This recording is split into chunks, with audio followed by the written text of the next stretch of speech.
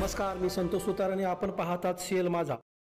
आज जी चंदगड तालुका chamber of commerce आणि industry शेनोळी Budruk तिथून आम्ही सर्व संचालक आज या फॅक्टरीला व्हिजिट दिली की ही फॅक्टरी काजूच्या टालपरापासून काढण्यात तेल काढण्याची फॅक्टरी आहे।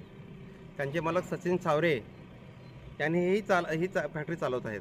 आज सगळी मी व्हिजिट केलो, आम्ही बघितलं तर खूप पूर्ण जे काय आहे नाही ते सगळं आगीच्या ह्याच्यामध्ये सगळं भस्मसात झालेलं आहे। आग म्हणजे पूर्ण जळून खाक झालेलं आहे। विनंती एवढीच आहे की एक फॅक्टरी घालण्यासाठी एका मालकाला जीवाचं रान करावं लागते। आज एवढे मोठे MIDC आहे, MIDC मध्ये नियमानुसार आम्हाला सगळं बांधावं लागतात, नियमानुसार फॅक्टरी घालावं लागतात, नियमानुसार जागा सोडावं लागतात, सगळं करावं लागतात। या मालकाने नियमानुसार पाण्यासाठी जे काही फायर जेव्हा आग लागेल तो फायर ब्रिगेडची यंत्रणा आहे ती पण आम्ही त्यांच्या डोळ्यासमोर दिसते ते लावलेले आहे। लावून ती यंत्रणा कुछ कमी आहे, कारण चंदगड तालुका 2 इंडस्ट्रीज मोठे आहेत, एक शेनोळी बुद्रुक आणि एक MIDC आणि चंदगड तालुक्यामध्ये छोट्या मोठ्या काजू इंडस्ट्रीज मला वाटतं 250 ते 300 आहेत आणि ते घराघरामध्ये आहेत।